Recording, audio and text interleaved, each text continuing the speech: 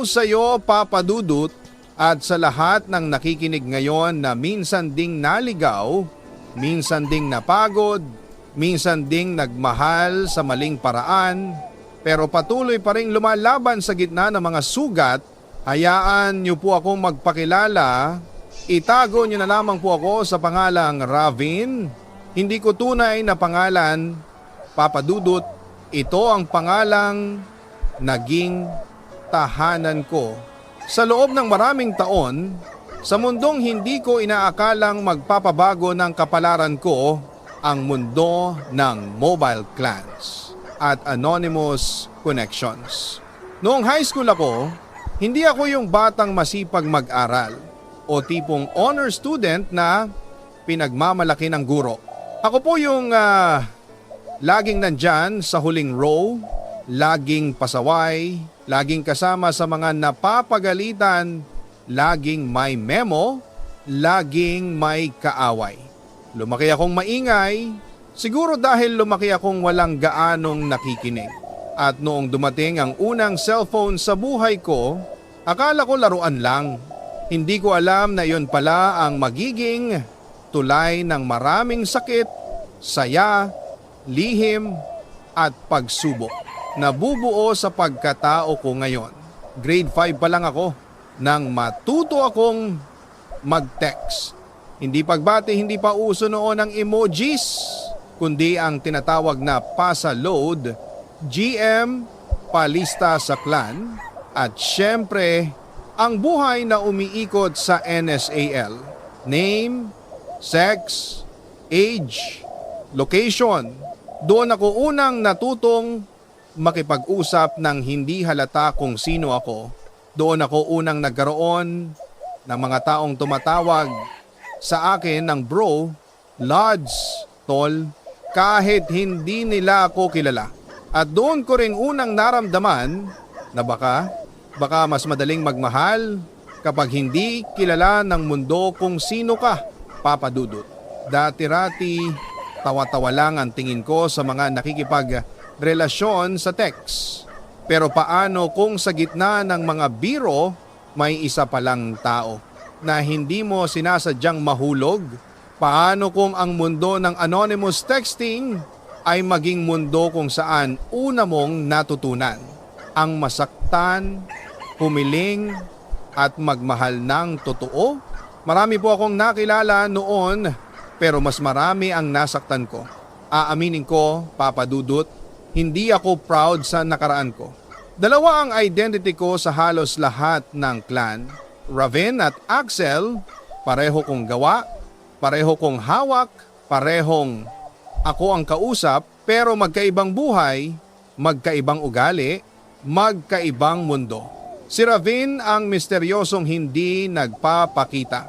Si Axel ang palakaibigan, madaling lapitan, at walang sino man ang nakakaalam na iisang tao lang sila. Doon nagsimula ang lahat ng kaguluhan, Papa Dudut, dahil sa pagtatago ko, ako rin pala ang unti-unting nawawala. At sa mismong mundong iyon ng pagpapanggap, narinig ko ang pangalan ng isang babae na hindi ko alam kung magiging sumpa ba, biyaya o kapalaran ko. Lyra. At doon nagsimula ang kwento ko, Papa Dudut. Kwento ng isang binata na naglaro sa mundong digital hanggang sa siya mismo ang naging biktima ng laro na siya ang may likha. Papa Dudut, kung may isang bagay na hindi ko malilimutan noong kabataan ko, iyon ay kung gaano kadaling tumakbo palayo sa sarili kapag may cellphone kang hawak.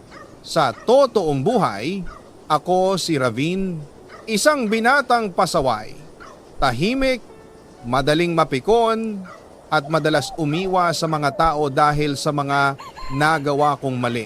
Pero sa mundo ng clan, ako si Axel, yung mabait, yung approachable, yung madaling hinga ng tulong, yung tipo ng tao na hindi nakakasakit ng damdamin, nakakatawa isipin, Papa Dudut, na sa dalawang katauhang ito, Ang pinakamahirap ko palang patawarin ay ang tunay na ako.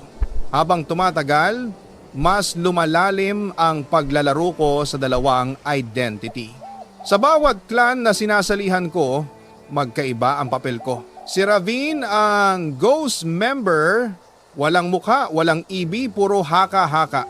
Si Axel ang kaibigan ng lahat, present sa halos lahat ng eyeball, kausap sa group chat at kakamping laging naghahatid ng advice. At habang lumalawak ang mundo ko, lumalalim din ang mga relasyon ko sa mga taong nakikilala ko. Hindi ko inasahan, Papa Dudut, pero nagsimula akong magkaroon ng mga naging kami na hindi naman ako sigurado kung ako ba talaga ang minahal nila, si Ravin ba, si Axel, o ang ideyang binuo nila sa isip nila. At sa dami ng pangalang dumaan, isa ang hindi ko akalaing tutusok sa akin ng diretsyo. Lyra, ang babaeng hindi ko alam kung sinusubok ba ako o inilalapit ako sa pagbabago. Hindi siya ang pinakamagandang babae sa clan, hindi rin siya ang pinakasikat, pero siya ang pinaka maingay, pinaka-prangka at pinakamasungit sa lahat. Oo, Papa Dudut, siya ang tipo ng babae na unang bubungad sa iyo hindi ng hay, kundi ng ang yabang mo ha, at nakakainis aminin, pero doon ako unang na-curious sa kanya. Si Lyra ang madalas mambara sa akin sa mga GM. Siya rin ang unang nagsabing, baka pangit ka kaya hindi nagpapakita sa EB. At sa totoo lang, mas lalo lang akong na-challenge. Kaya sa bawat pangaasar niya, gumaganti ako.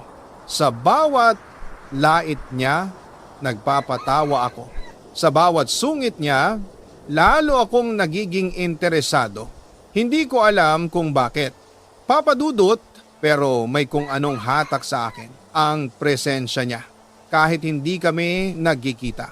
At sa loob-loob ko, kung meron mang taong gusto kong ipakilala ang tunay na ako, siya yon. Pero naroon din ang takot na baka kapag nalaman niyang iisang tao lang si Ravin at si Axel, baka siya rin ang lumayo. At habang lumalalim ang koneksyon namin sa text, lumalalim din ang kagustuhan kong makita siya, makilala, mahawakan, makausap ng walang screen sa pagitan namin. Hanggang sa isang araw, may isang pangyayaring nagpabago sa lahat. Nagpa-EB si Pards, founder ng clan namin, at halos lahat ay invited. Kasama roon si Lyra at doon, Papa Dudut, sa araw na iyon, sa lugar na iyon, sa gitna ng mga taong hindi ko lubusang kilala, una kaming nagtagpo ng babaeng ilang buwan ko nang inaaway, kaharap at nilalabanan sa text. Pero hindi ko alam noon na sa mismong araw na iyon, mababasag ang pagtatago ko. Mabubunyag ang dalawang katauhang itinago ko ng matagal at doon magsisimula ang kwento na hindi ko inakalang babago ng buong buhay ko. Papa Dudut, may mga araw sa buhay natin na akala natin ay ordinaryo lang, pero yun pala ang araw na babago ng lahat. Ganoon ang nangyari sa akin. Noong araw ng EB na iyon, maaga akong dumating sa meeting point, hindi dahil excited ako sa mismong EB, kundi dahil kabado ako. Na baka nandoon si Lyra. Ang babaeng ilang buwan kong kaaway, kakampi, ka-text, ka-clash, at hindi ko maintindihan kung bakit mas lalo ko siyang gustong makita. Habang papalapit ang oras, isa-isang dumarating ang mga members. May mga luma, may mga bago, may mga kilala ko bilang Axel, at may mga hindi dapat makaalam na ako rin si Ravin. Pero sa araw na iyon, Papa Dudut, may isang babaeng dumating na parang huminto ang buong paligid ko. Siya yon, si Lyra. Hindi ko man siya kilala ng personal, pero kilala ko ang lakas ng presensya niya. Dahil ramdam ko iyon kahit sa text pa lang. Nakasuot siya ng damit na hindi ko alam kung formal ba o sobrang simple, pero may tapang ang tindig niya. Hindi siya yung tipong nangingiti agad, yung tipong matapang ang mata at alam kung paano titigan ang tao nang hindi nahihiya. At noon ko lang naramdaman na baka tama sila. Baka nga hindi niya ako type. Baka nga hindi niya ako papansinin kapag nakita niya ang tunay kong itsura. At habang iniisip ko lahat ng yon, bigla siyang nagpakilala. Hindi sa akin, kundi sa grupo. Hi guys! Ako nga pala si Lyra. At kasabay noon, inabot niya ang kamay niya sa isang taong papalapit mula sa gilid sa akin. Hindi ako handa. Hindi ako handang makita siya. Hindi ako handang humarap sa babaeng ilang buwan kong pinaglolokohan, pinaiinis, pinapasaya at pinapahalagahan bilang 2 taong magkaiba. Pero ang mga paa ko, hindi ko alam kung bakit biglang umusad at nang hawakan ko ang kamay niya, parang nakuryente ako, Papa Dudut. Hindi dahil kilig, kundi dahil takot. Takot na baka malalaman niya ang katotohanan. Takot na baka makita niya na hindi ako yung iniisip niyang Axel at lalo nang hindi ako yung inaaway niyang Ravin. Ako nga pala si Ami. Hindi ko tinapos. Kinain ng kaba ang pangungusap ko. Pero ngumiti siya, ngiting hindi ko inasahan mula sa isang babaeng lagi akong inaangasan sa text. At sa gitna ng ingay, tawanan at pagpapakilala, isang bagay ang tumusok sa isipan ko. Narito na siya. Narito na ako. At wala nang atrasan. Pero Papa Dudut, akala ko iyon na ang pinakamalaking gulo. Hindi pala. Dahil sa mismong gabing iyon, bago pa magsimula ang inuman, tawanan at kwentuhan, may isang tao na biglang humila sa akin palayo. Si Pards. Ang founder ng clan, nakatitig siya sa akin. Hindi galit. Hindi rin masaya. Pero puno ng pagkakaintindi. Ravin, parang binuhusan ako ng malamig na tubig. Parang lumubog ang lupa sa ilalim ko. Paano niya nalaman? Wala namang sinabihan, walang nakakita, walang ebidensya.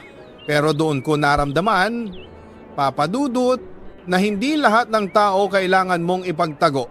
May mga tao talagang marunong makiramdam kahit hindi mo sabihin. At doon, sa gitna ng maliit na sulok na iyon, sa likod ng ingay at tawanan, sinabi niya ang hindi ko malilimutan. Huwag kang mag-alala. Hindi kita ilalagay sa alanganin at hindi ko sasabihin kahit kanino noong oras na iyon. Hindi ko alam kung bakit, pero tumulo ang pawis o luha ko, hindi ko na maalala. At doon ko naintindihan. Sa gabing iyon, nagsisimula ng mabuo ang totoong problema. Hindi ko alam kung paano ko mapapanindigan na maging Axel sa harapan nila at Ravin sa loob ko. At hindi ko alam kung paano ko haharapin si Lyra kapag dumating ang araw na malalaman niya ang totoo.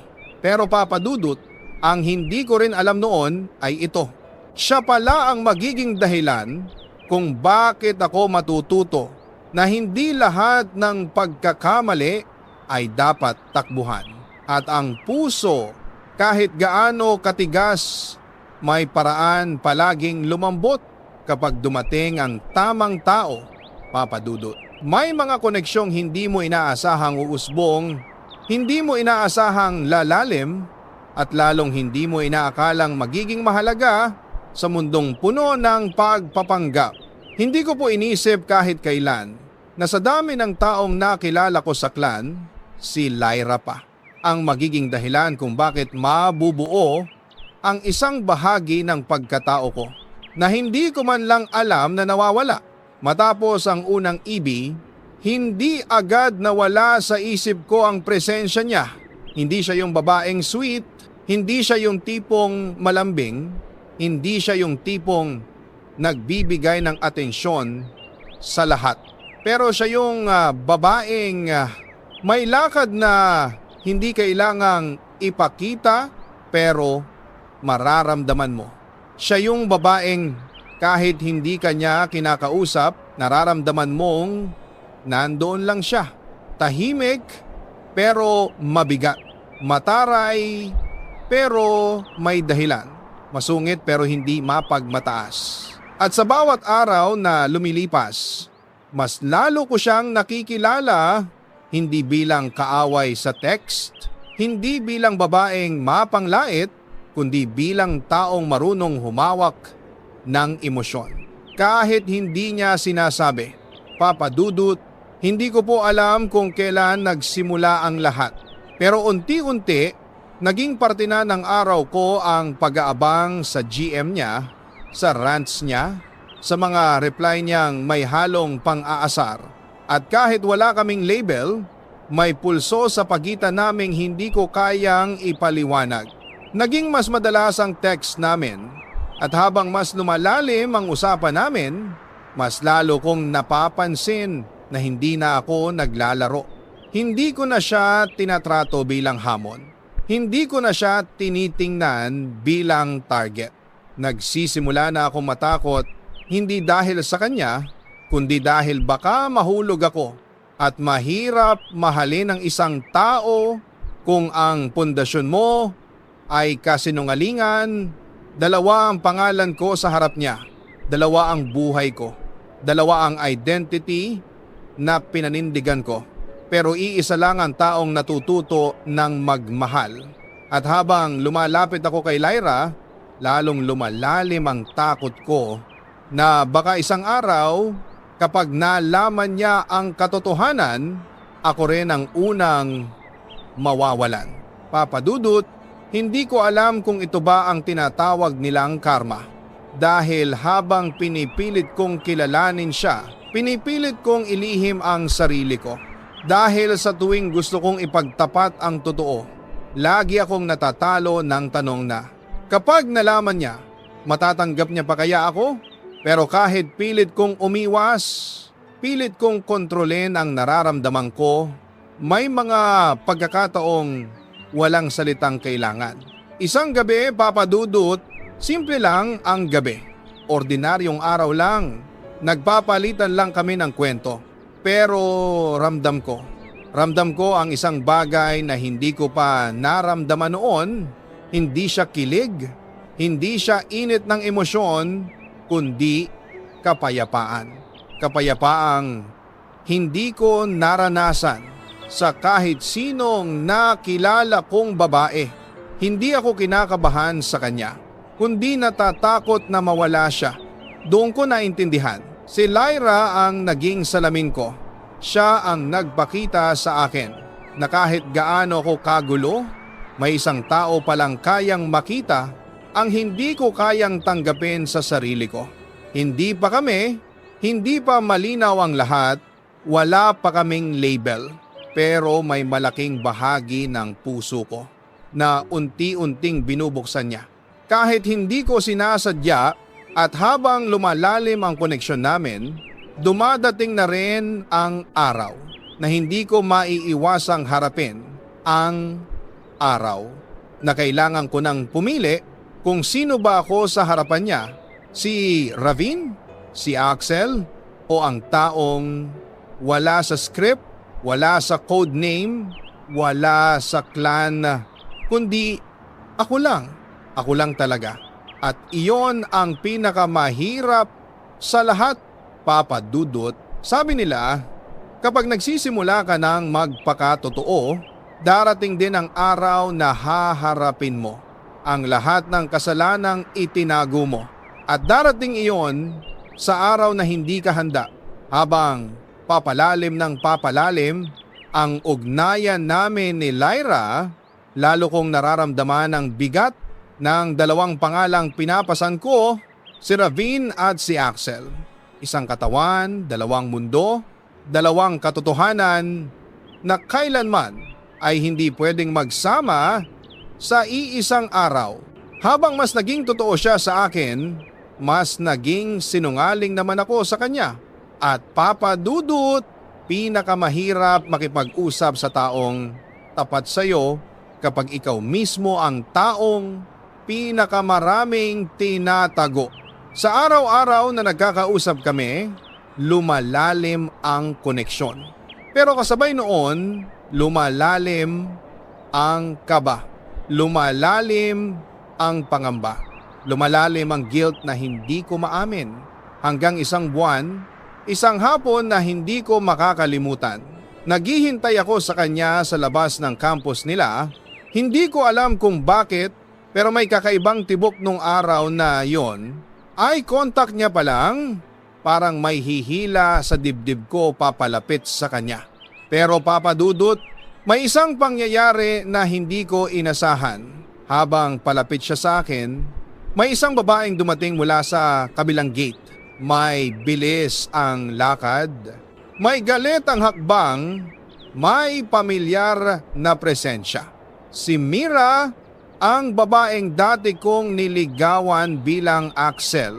Ang babaeng dati kong pinaligaya at pinaasa. Ang babaeng hindi ko inakalang muling lalapit sa mundong pinanghahawakan ko. At sa harapan ni Lyra, bigla niya akong hinarap, hindi sumigaw, hindi nagalit, hindi rin humiyaw. Pero ang bawat salitang lumabas sa bibig niya, parang punyal na tumusok sa puso ko. Hindi mo ako kayang lokohin ng habang buhay, Ravin. At doon, lahat ng lihim kong itinago, unti-unting nagkabitak-bitak sa hangin. Hindi ko alam kung bakit naroroon si Mira, hindi ko alam kung paano niya nalaman, hindi ko alam kung bakit niya sinabi, pero sa harap ng babaeng mahal ko, ako ang naging pinakamakasalanang lalaki sa mundo. Nakatingin lamang si Lyra sa akin. Walang luha, walang tanong. Pero ang mga mata niya, iyon ang pinakamasakit. Hindi galit ang nakita ko, kundi pagkalito, paghihintay, at pag-asang hindi ko kayang ibigay. Dahil ako mismo hindi ko na alam kung sino ang pinakikinggan niya. Si Ravin ba? Si Axel ba? O ang taong ginamit ang pagkatao nila para itago ang sarili?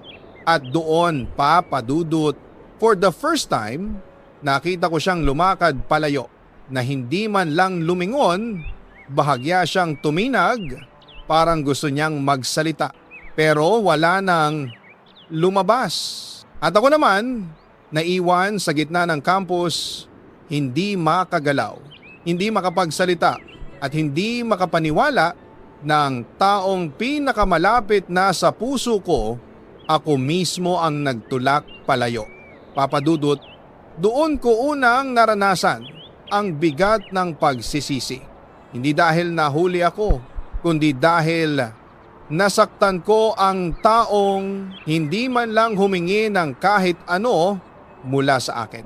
Si Lyra na dapat ay minahal ko ng maayos, pero ako mismo ang nagwasak.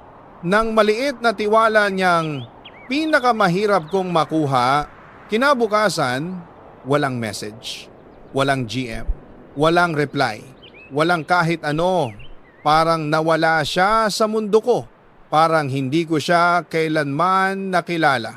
At sa unang pagkakataon, ako mismo ang nakaramdam ng kung anong nararamdaman ng babaeng tila niloko kahit hindi ko totoong nilaro, pero nilabas ko ang kasalanang hindi ko inaakalang ganito ang magiging kapalit. Doon ko lang naisip, kung ganoon kasakit ang mawala ang babaeng gaya ni Lyra, ganon din siguro kasakit ang ginawa kong pag-alis sa iba. At Papa Dudut, sa karamihan ng istorya, iyon ang naging unang pagkatalo ko. Sa larong akala ko ay kontrolado ko. Papa Dudut, akala ko noon sapat na ang simpleng paghingi ng tawad para maibalik ang isang puso, pero mali pala ako. Dahil kapag ang tiwalang nabasag, hindi sapat ang salita, kailangan buong pagkatao ang palitan.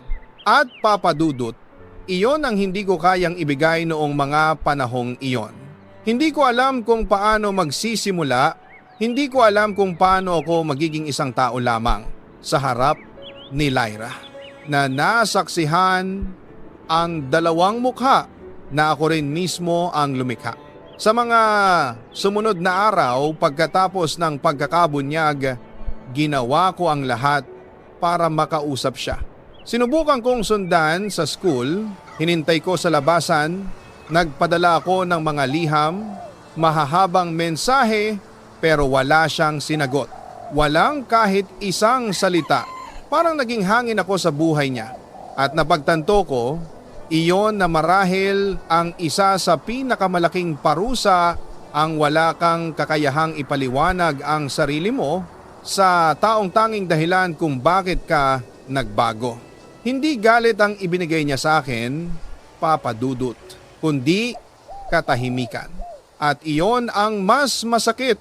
Dumaan ang mga linggo pero hindi siya sumisipot sa mga lugar na dati naming tambayan. Hindi siya nag-online. Wala man lang kahit isang scene.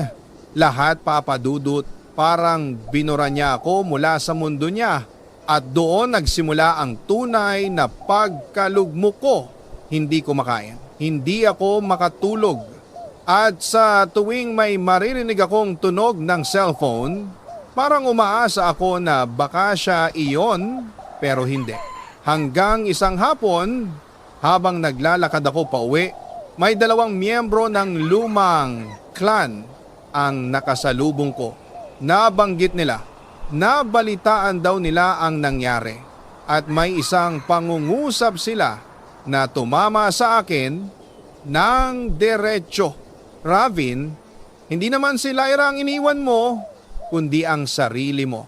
Papa Dudut, doon gumuhit ang sakit na matagal ko nang tinatakasan na sa lahat ng papel na kinatha ko bilang Bukara, Axel at Ravin, ako mismo ang nagkahiwa-hiwalay at hindi ko na alam kung alin doon ang totoo. Doon ko natanong ang sarili ko, sino ba talaga ako kung wala akong mga code name? At ano ang halaga ko kapag hindi ko sinuot ang maskarang hinubog ko sa mundo ng clan? At habang inuulit-ulit ko ang tanong na iyon, mas lalo kong naramdaman ang bigat. Bigat ng kasalanang hindi ko maibalik, bigat ng pagmamahal na hindi ko maipaglalaban, bigat ng sarili kong pinakawalan, nang hindi ko naramdaman ang tunay na bigat nito. Isang gabi, sinubukan kong pumunta sa subdivision ni na Lyra. Hindi ko alam kung bakit. Wala naman akong plano, wala rin akong lakas ng loob na kumatok sa kanila. Pero Papa Dudut, nung oras na iyon, kahit makita ko lang ang ilaw sa bintana nila, parang sapat na. At habang nakatayo ako sa labas, doon ko napagtanto ang pinakamalalim na katotohanan. Hindi ko siya kayang pilitin.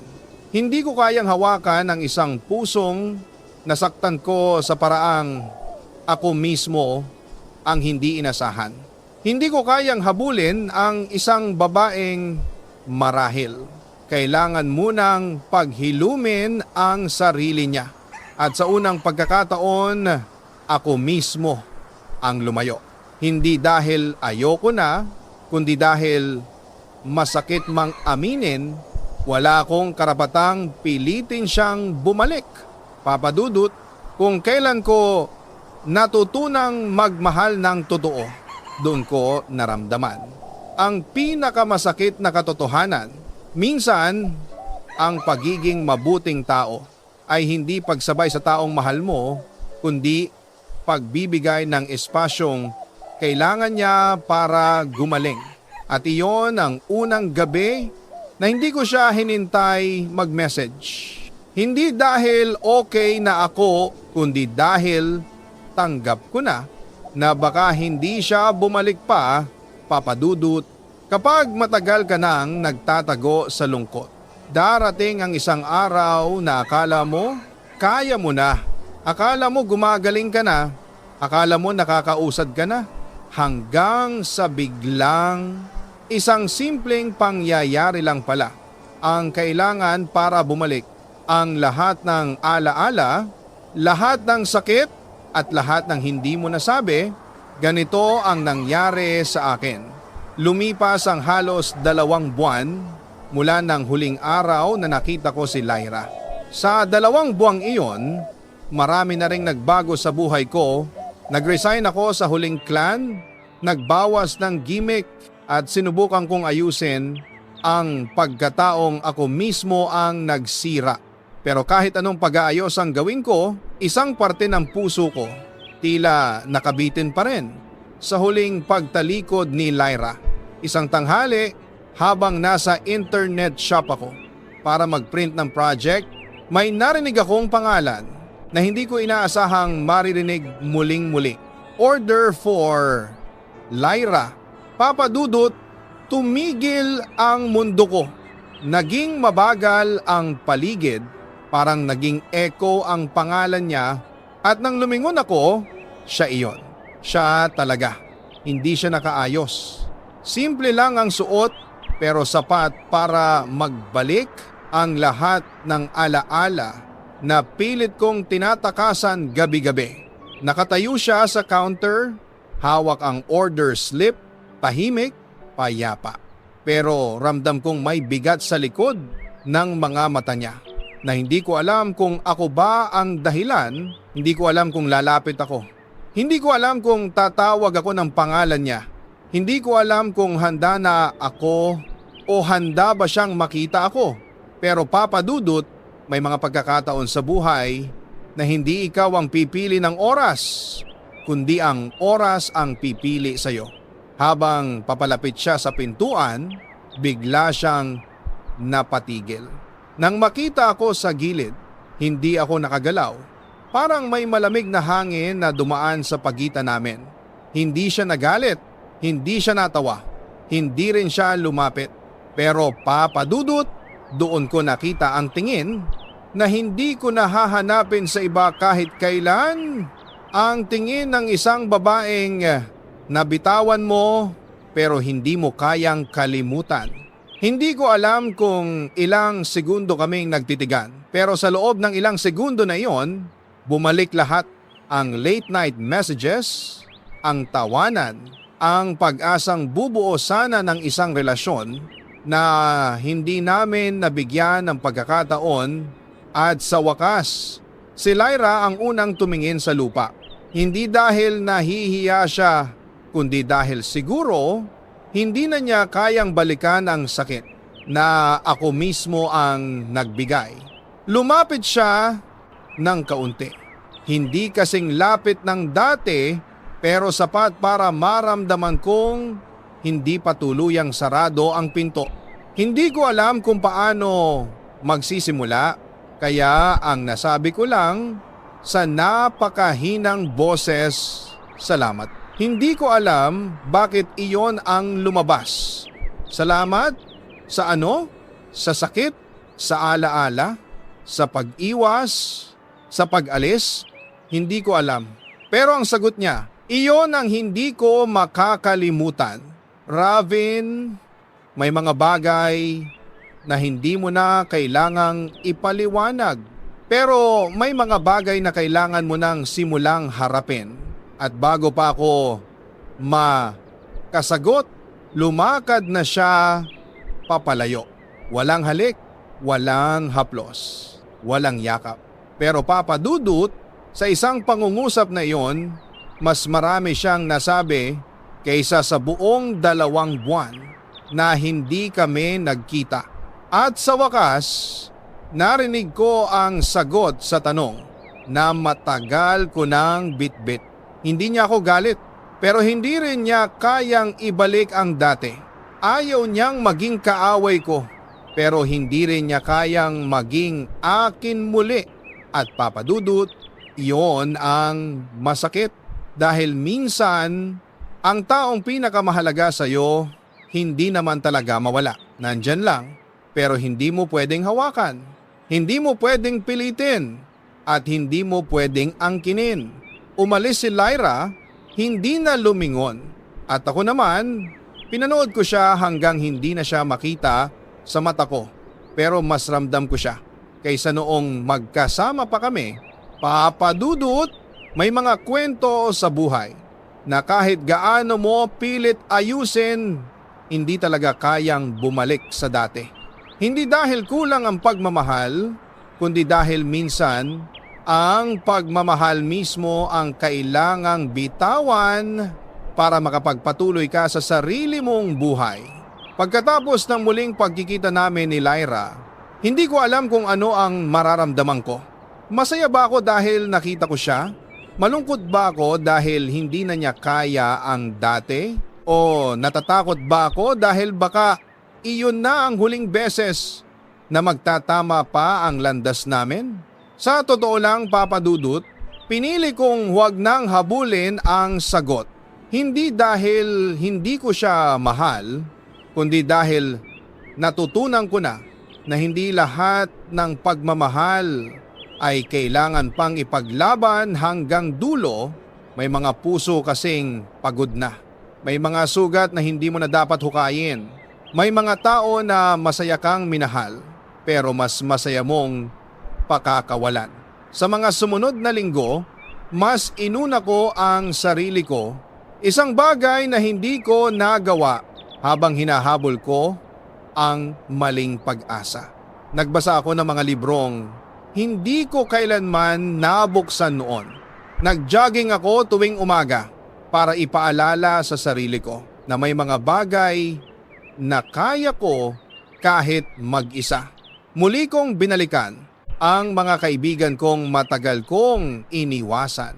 Noong nakasentro lang ang buhay ko kay Lyra. At higit sa lahat, bumalik ako sa tahanan namin sa Laguna, kung saan ako unang natutong mangarap. Doon ko naramdaman ang unang payapa sa loob ng maraming buwan. Doon ko naramdaman na hindi pala ako talo, na hindi ako iniwan, na hindi ako nabigo. Papa Dudut, minsan pala ang pagkatalo ay paraan lang para ibalik ka sa direksyong dapat mo talagang tahakin. Isang hapon habang nasa lumang balkonaheng pinaramihan ng gasgas at alikabok, may mensahe akong natanggap, hindi galing kay Lyra, hindi galing kay kahit sinong inaasahan ko. Isang simpleng message lang mula sa kaibigan. Ravin, proud ako sa iyo. Sa wakas, natuto kang mahalin ang sarili mo at doon ko napagtanto, Papa Dudut, na lahat ng pinagdaanan ko, ang pagkalito, ang pagkahulog, ang pagkapunit ng puso, ang mga gabing umiiyak, ang mga umagang walang gana, hindi pala iyon kwento tungkol kay Lyra. Kwento ko iyon. Kwento ng isang taong maraming beses nang nagtago sa pangalan ng iba, pero ngayon lang nagkaroon ng lakas ng loob para sabihin, ako muna. Hindi ibig sabihin ito na ang pagmamahal ko kay Lyra ay nawala na. Hindi rin ibig sabihin na hindi ko na siya aalalahanin o ipagdadasal. Pero Papa Dudut, ngayon ko lang naranasan ang tunay na paglaya. Yung paglaya na hindi galit, hindi tampo, hindi sama ng loob, kundi yung paglaya para gumaling, para lumago, para maging mas mabuting tao para sa sarili ko. Kung tatanungin mo ako kung kaya ko pa bang magmahal muli, oo. Pero sa pagkakataong iyon, hindi ko na dadalhin ang lungkot ng kahapon. Hindi ko na hahayaan na sugat ang magdikta sa kaya kong ibigay. At kung dumating man ang araw na may tao ulit na papasok sa buhay ko, hindi ko na siya sasalubungin nang may takot, kundi nang may tapang at respeto sa sarili. Papa Dudut, marami akong natutunan sa kwento kong ito, pero may isang aral na gusto kong iwan sa sinumang nakikinig ngayon Kung may taong hindi ka pinili, huwag mong kalimutan na pwede ka pa ring piliin ng mundo, ng pamilya mo, ng mga kaibigan mo. At higit sa lahat, piliin mo rin ang sarili mo. Hindi man naging kami ni Lyra, hindi man natupad ang inaasahan ko, pero natutunan kong harapin ang buhay ng mas matapang at mas buo ang puso. At Papa Dudut, minsan pala, kapag may umalis, hindi iyon pagtatapos. Pagpapalaya iyon para makahanap ka ng pag-ibig na hindi mo kailangang habulin dahil kusa itong darating sa tamang panahon. Maraming salamat Papa Dudut at sa mga nakinig, salamat sa pagdamay. Sa kwento kong puno ng sakit, pagkakamali at pagbangon. Ako si Ravin at ito ang kwento ng paghilom ko.